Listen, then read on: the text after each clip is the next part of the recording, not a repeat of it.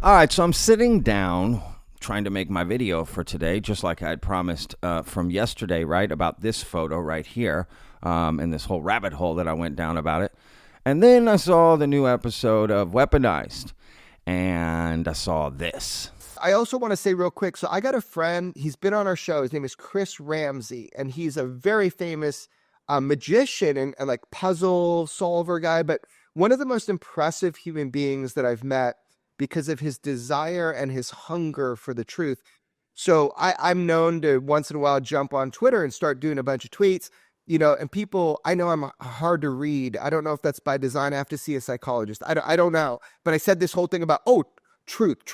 Chris tells the truth. I posted some video. Oh, truth. I don't know what I was doing. And then he goes on Vetted today, which is a very cool podcast. This guy, I'm a fan. This guy, Patrick, does these daily UFO updates. And I watch that shit and I'm like, whenever I get a chance and I watch it, I'm like, dude, this guy's at it every day. And he's so insightful. Like he noticed something about the hearing. Patrick did on Vetted.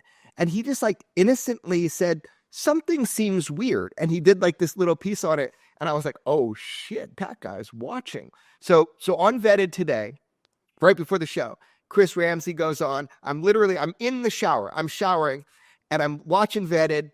And I see Chris, I'm like, dude, this is so cool. And he talked about something I posted online. And it was like, people thought I was like questioning Chris Ramsey or being dramatic intentionally about his honesty.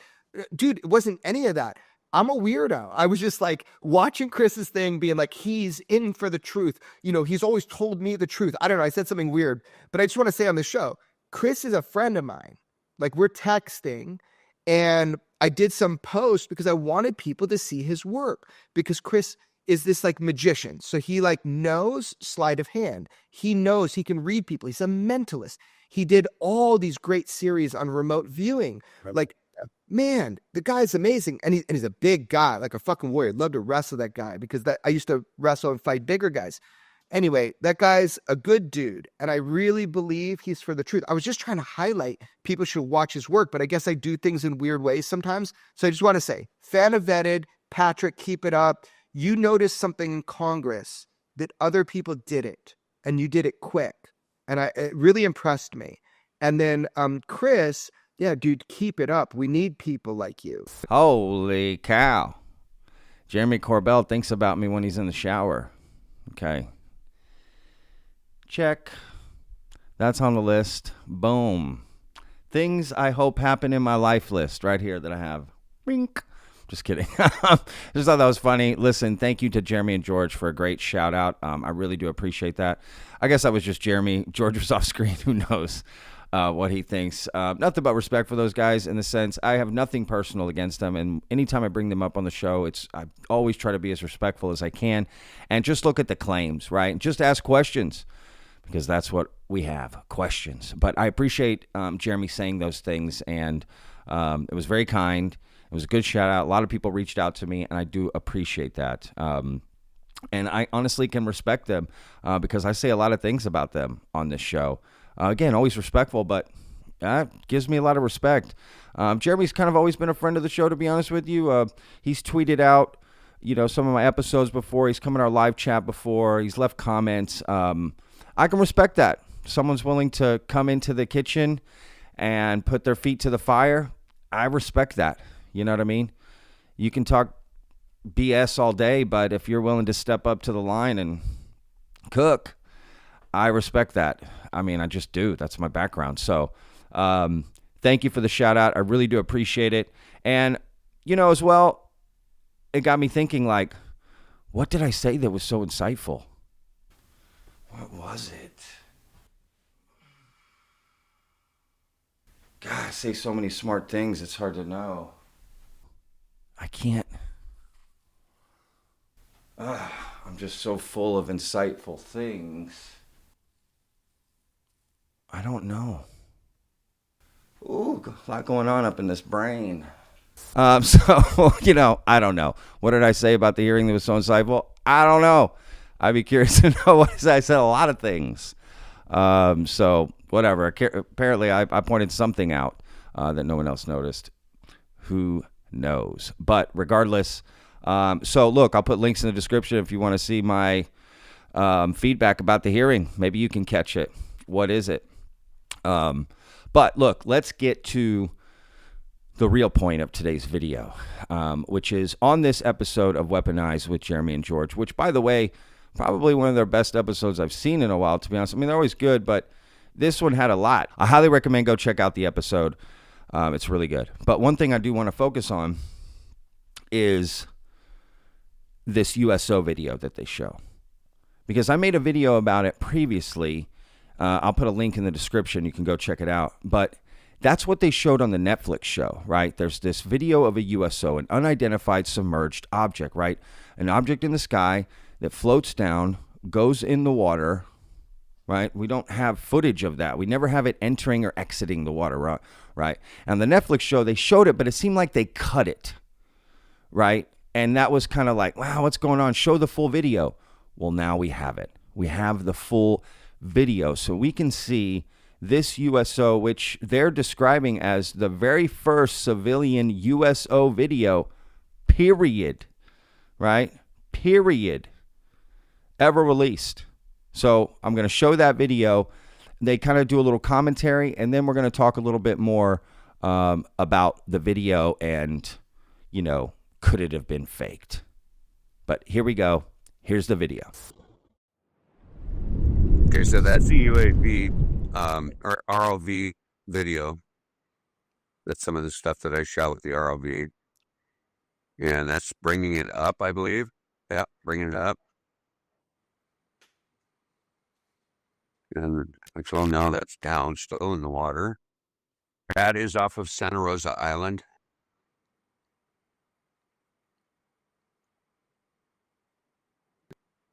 And there we are. Oh, the cameraman was looking at me, and now he's got the camera pointed at the UAP that they were talking about behind my back, and I was able to glance over every once in a while and look at it. And I got the ROV up then, and during this time, you can see it darting around, popping around. This is a good cameraman, so that's movement of the unit itself. He's on steady cam. We got to reel that thing if we can. While the boat's moving, it kind of adjusts. Now it disappears. And that is the point when I got the ROV out of the water, and I was able to then stand up and I was like, well, shit, it's gone. I missed it. I just got to see a glance of it while I was pulling the ROV up. Now, I think I talked on this. You're looking at the cameraman, and then suddenly the thing is back there behind you again. Yeah, it popped up again. There it was again. And then it got way too close. I'm used to running boats, so I don't like it when lights get way close. Because it means something hard is really near you. And so we're all just watching, and we're all going, holy shit, what is that? I had asked you to sort of figure out where you were, and you sent me charts. I was just trying to see if maybe there's an island or a light or another boat or something like that. We were on anchor right next to Santa Rosa Island. Right at the south end of Santa Rosa Island. That's the only piece of land that is near there. So after this comes back again, you guys, it's late at night. Most of the crew goes down, they go to sleep, and then the cameras keep rolling, correct? Right. We set up cameras for the whole night, and we had one guy on night watch, of course. He wasn't part of the crew. He was part of the boat crew. He had nothing to do with the cameras. He didn't know anything about the cameras other than they were out there.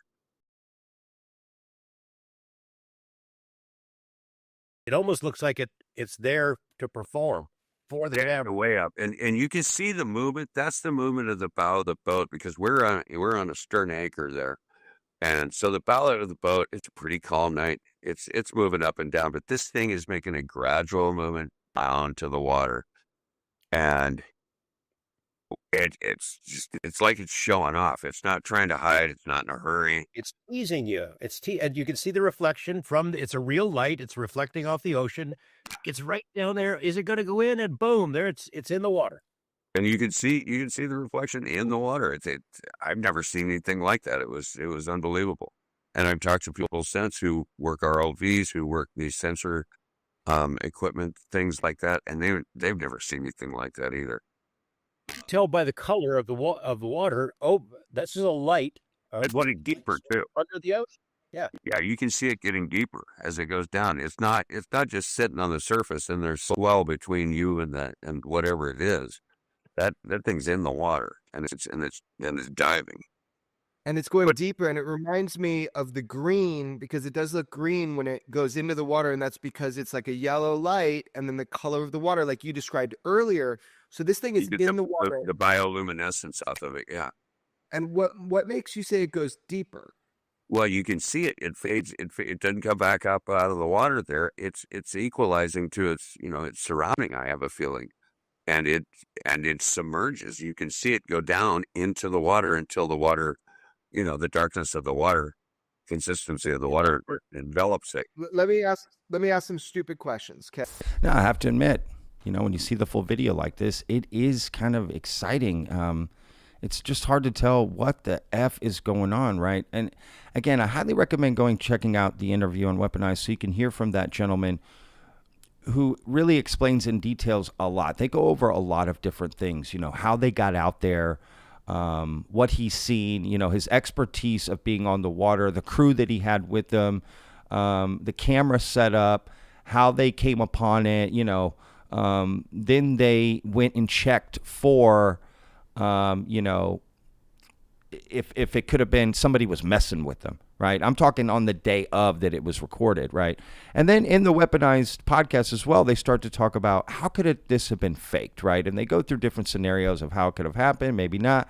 And I appreciate that, to be honest with you, because the same questions I would have asked. The only question I didn't hear asked is, have you gone back to film again, right? Like, did you do more nights? What, did you go back, get more film, more footage? Is that happening on a regular occurrence in that area? But just this specific incident, it is quite interesting, right? So take a listen to something that Jeremy says here that I also find interesting about potentially how it could have been fake, because I have a kind of an insightful thought about it. Here we go. I'm so on guard because George and I get fake information from different intelligence agencies all the time. So I'm like, okay, George, cheap ass Netflix that won't even go to the right place because of cost. Would they do that? Would they do that? Would they, get a helicopter, which, far away, you can't hear it. Would they put a weight on some kind of light that's big apparently and drop it down? The George wasn't there, so he doesn't, he can't say definitively yes or no. We'd have heard it if they'd pulled something like that. That's what I thought too when I got the video back from, because all of those nighttime cameras went in to be processed, and that I don't see how it could be faked, because it's sound looped into it. The sound loop hasn't been edited. I ran it through my computer to see if it had been kind of doctored or something. No, it's the same continuous loop on it. You can hear the boat actually. Did you catch it? It's kind of the part where Jeremy talks about how potentially Netflix could have faked this, right, for George. But he's very specific about a helicopter and a weight and a rope, and it's almost like he knows of something that's been faked like that, because that's quite an interesting thing to put together. It's not like he thought of it as he was doing it, right? Like a helicopter, maybe had a rope on it. It was like very specific in his mind, recalling a memory of something like that. So maybe Jeremy knows of some videos that have been faked like that, with the helicopter rope, dropping a weight with the light. I mean, that's interesting, right?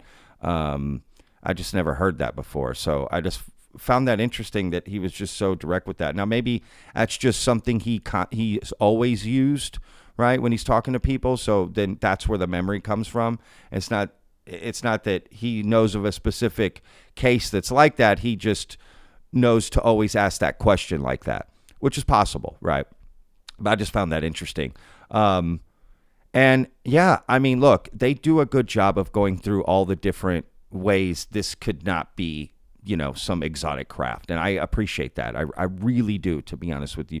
They did just go oh my God, he's crazy. You know, they do talk about how this could be faked. And I think at the end of the day, you still have to say you don't know, right, what this is. It is a UAP. It is unidentified. I don't know if we can jump to ET craft. I see no evidence of extraterrestrials in that video. Now, what I do see is evidence of something quite interesting coming down to the water and going under the water. One thing they didn't mention was a flare, right? How that, you know, could that be a flare? But again, the way the gentleman describes it, but also that was an unmanned camera, right? So, and also, you know, remember they saw the object previously. So they had seen the object before, right?